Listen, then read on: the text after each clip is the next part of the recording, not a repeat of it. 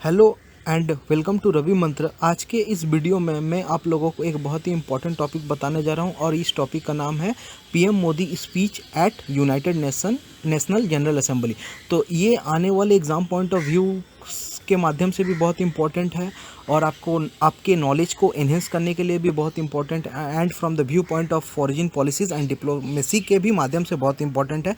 तो a lot to know, a lot to discuss as always, but I say that if you are new to my channel तो please subscribe my channel and press the bell icon so that you can get the notification of my upcoming video।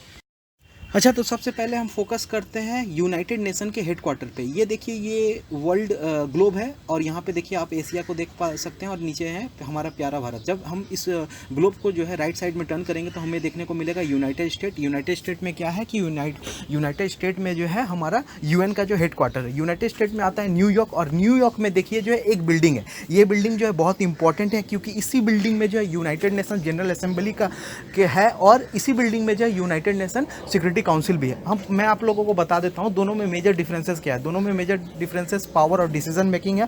और जो एक खास important चीज़ है, United nation general assembly के जो member है 193 है और यूनाइटेड नेशन सिक्योरिटी काउंसिल के जो है मेंबर है वो 15 है, 5 परमानेंट मेंबर और 10 नॉन परमानेंट मेंबर। अगर दुनिया भर में पैंडमिक इस वक्त नहीं चल रहा होता तो दुनिया भर के लीडर जो है न्यूयॉर्क में आते और यूनाइटेड नेशन जनरल असेंबली में जो है भाषण देते। पर पैंडमिक की वजह से आपको पता है कि ट्रांजैक्शन जो है रेस्ट्रिक्टेड है, ठीक है। और तो इसीलिए जो है दुनिया भर के जो है लीडर ने जो है एक प्री वीडियो बना के जो है यूनाइटेड नेशन जनरल असेंबली में भेजा है। तो इस वीडियो में मैं आपको यही बताऊंगा कि पीएम सर ने, हमारे देश के पीएम प्रधानमंत्री नरेंद्र मोदी सर ने क्या सेंड किया है इस वीडियो के माध्यम से, क्या मैसेज देना चाहे, क्या बताना चाहा है।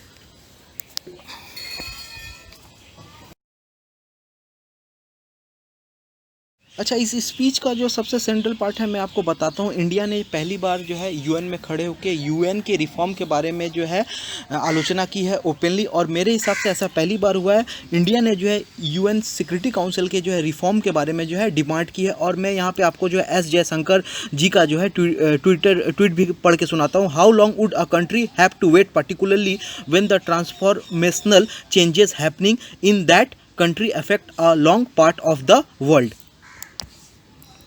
मोदी सर ने अपनी बात की शुरुआत ऐसे की कि 21वीं सदी में हम अपने चैलेंजेस को कैसे फुलफ़िल करें, कोई भी देश अपने जो है गोल को कैसे अचीव करे उस सिस्टम के द्वारा जो बनाया गया था 1945 में। आपको याद होना चाहिए यूनाइटेड नेशन का जो स्थापना 1945 में हुआ था after the world war 2। Modi sir ने कहा कि दुनिया भर में बहुत सारे आतंकवादी अटैक हुए हैं और इन अटैक में जो है बहुत सारे लोगों की जो है जान गई, हज़ारों बच्चों की मौत हुई है। मिडिल ईस्ट और यूरोप में जो है एक रिफ्यूजी क्राइसिस स्टार्ट हो गया है। क्या इन सब चीज़ों को हैंडल करने में यूनाइटेड नेशन सफिशिएंट था?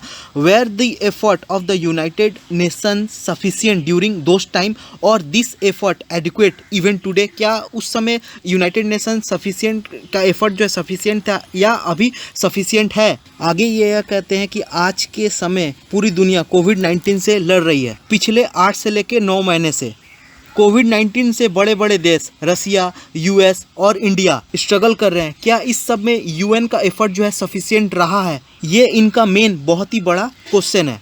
Where is the United Nations in this joint fight against the pandemic? Where is its effective response? तो यहाँ पे देखिए पीएम मोदी सर ने जो है दबे शब्दों में जो है WHO पे भी आवाज़ उठाया है। देखिए WHO जो है वो आता है यूएन के अंडर, मगर इस पैंडमिक के जो है इनिशियल डे थे उसमें वर्ल्ड हेल्थ ऑर्गेनाइजेशन ने जो काफ़ी जो है डिटेल्स जो थे वो प्रोवाइड नहीं की हैं प्रॉपर। और जो ट्रैवल बैन था उनका भी जो है बहुत क्रिटिसिज्म किया था WHO ने।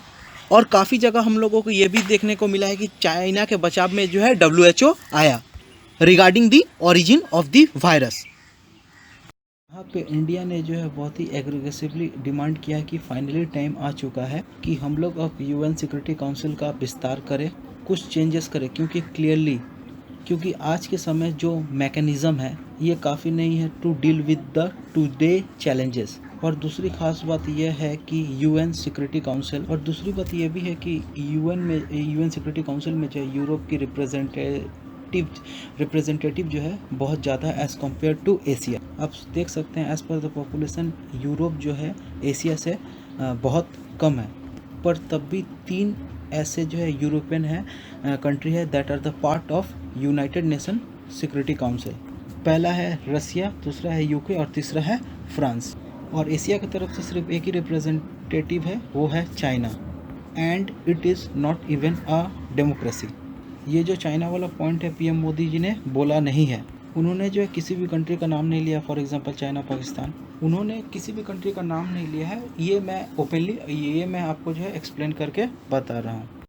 पीएम मोदी सर पहुँचे अपने मेन पॉइंट पे कि आज भी यूनाइटेड नेशंस पे इंडिया का काफ़ी फेथ है, रिस्पेक्ट है यूएन के प्रति। मगर ये बात भी सच है कि इंडिया के लोग बहुत ही लंबे समय से वेट कर रहे हैं कि यूनाइटेड नेशंस में रिफॉर्म कब आएंगे, बदलाव कब आएगा।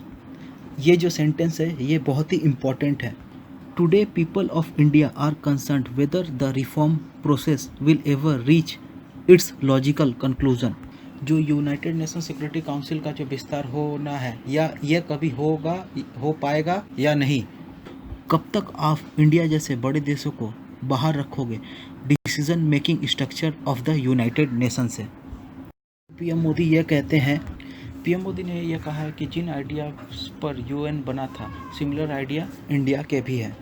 उनका यह कहना है कि वो हम लोग यह मानते हैं कि पूरी दुनिया जो है एक फैमिली है। फिर पीएम मोदी सर बोलते हैं, India has always thought about the interest of the whole human kind and not about its own vested interest. आगे ये मेंशन करते हैं इंडिया के फॉरेन पॉलिसी स्टेप्स को। One can see the glimpse of this philosophy in India's neighbourhood first policy to our act east policy in the thought of security and growth for all in the region and in our approach towards the Indo-Pacific region। तो देखिए जो Indo Pacific term है जो आज के समय रसिया, China use नहीं करती और बहुत सारे कंट्री जो है जो इस टर्म्स के अगेंस्ट है।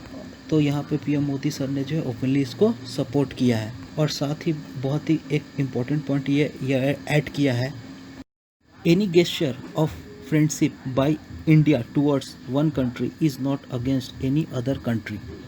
इसका मतलब है अगर हम एक देश के साथ दोस्ती बढ़ाते हैं, इसका मतलब तब ये नहीं है कि कोई अलायंस बढ़ रही है किसी और कंट्री के अगेंस्ट। यहाँ पे पीएम सर जो है स्ट्रेट फॉरवर्ड एक मैसेज सेंड कर रहे हैं टू चाइना कि अगर हम क्वाड का पार्ट है और हम यूएस के साथ जो है अपना इंगेजमेंट बढ़ा रहे हैं, इसका ये मतलब नहीं है कि हम इन द फ्यूचर आपको टारगेट करना चाहते हैं या आपको हार्म पहुंचाना चाहते हैं। यहाँ पे लिखा हुआ है, when India strengthens its development partnership it is not with any malafide intent of making the partner country dependent और helpless. We have never hesitated from sharing our experiences of development. अब पीएम सर बात करते हैं Covid के vaccine के बारे में, और ये बहुत ही इंपॉर्टेंट टॉपिक है सिंस इंडिया जो है दुनिया का सबसे बड़ा वैक्सीन प्रोड्यूसर है। पीएम मोदी सर का कहना है, as the largest vaccine producing country of the world I want to give one more assurance to the global community today. India's vaccine production and delivery capacity will be used to help all humanity in fighting this crisis. ये कह रहे हैं कि जो vaccine India में produce की जाएगी और ये दुनिया भर में जो है इस वैक्सीन को जो एक्सपोर्ट करेंगे ताकि जो है लोग जो है इस पैंडेमिक से कोविड-19 से लड़ पाए। यहाँ पर पीएम मोदी सर और भी कह रहे हैं कि we are moving ahead with phase 3 clinical trials in India and in our neighbourhood.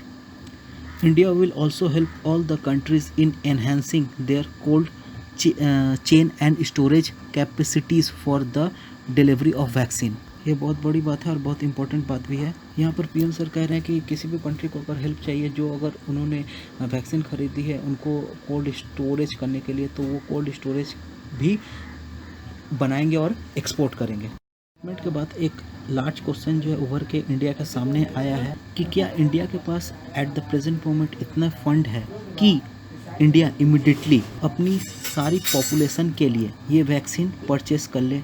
जो सीरम इंस्टीट्यूट ऑफ इंडिया है जो बहुत सारी वैक्सीन जो है डेवलप करेंगे, इनके जो चीफ है उन्होंने ये सवाल पूछा है recently, does the government have 80,000 crore for covid vaccine. ये इन्होंने जो है कैलकुलेट किया कि खर्चा आएगा अगर पूरे हिंदुस्तान के पॉपुलेशन को कोविड-19 का वैक्सीन दिया जाए। क्या सरकार के पास अभी के लिए 80,000 करोड़ रुपए हैं? ये क्वेश्चन इन्होंने इसलिए पूछा है क्योंकि ये यहाँ पे लिख रहे हैं, I ask this question because we need plan and guide vaccine manufacturers both in India and overseas to service the needs of our country in terms of procurement and distribution. तो वैक्सीन को लेके अभी भी सवाल बना हुआ कि खर्चा जो है, कॉस्टिंग जो है बहुत ज़्यादा पड़ेगा अगर हम चाहते हैं कि हमारे देश में भी सभी को वैक्सीन्स मिले, तो सरकार को जो है बहुत ज़्यादा खर्चा करना पड़ेगा। It can be around 12 to 13 billion. उसके अलावा जो फ्रेंडिस कंट्रीज़ है जैसे मोल्डावीज हुए, बांग्लादेश हुए, श्रीलंका हुए, नेपाल हुए, ये सब जो देश है वो हमारे संग जो है बहुत ही फ्रेंडली है। इन सब देश में जो हम लोग को वैक्सीन के साथ साथ वैक्सीन स्टोर करने की भी फैसिलिटीज़ प्रोवाइड करनी पड़ेगी। तो इन सब चीज़ों को करने के लिए बहुत ज़्यादा कॉस्टिंग पड़ेगा। तो क्या सरकार तैयार है ये खर्चा उठाने के लिए, जबकि ऑलरेडी सरकार जो at the present moment date में आ चुकी है। खैर आगे पीएम मोदी ने और एक इम्पॉर्टेंट बात कही है। आगे जो है पीएम मोदी सर जो बात करते हैं सेल्फ रिलायंट इंडिया, आत्मनिर्भर भारत, और ये कह रहे हैं a self reliant India will also be a force multiplier for the global economy. इन सब के अलावा पीएम मोदी सर ने जो और कुछ बातें जो मेंशन की है कि इंडिया में जो है एट द प्रेजेंट मोमेंट जो है डिजिटल ट्रांजैक्शन जो बहुत ज़्यादा बढ़ गई है, इंक्रीज़ हो गई है, कि 400 मिलियन लोगों को हम लोगों ने जोड़ा है to the banking system in just 4 to 5 years, और ओपन डेफिकेशन को भी रिमूव करने में जो है बहुत ज़्यादा काम हुआ है। यही सब जो है खास स्टेटमेंट है जो पीएम मोदी सर ने यूनाइटेड नेशन में दी है। मगर स्पीच का जो सबसे सेंट्रल पार्ट और न्यूक्लियस पार्ट है, जो यूएन का जो है eight the present current system है, ये पुराना हो चुका है। इंडिया को जो है आप कब तक डिसीजन मेकिंग बॉडी से जो है बाहर रखिएगा।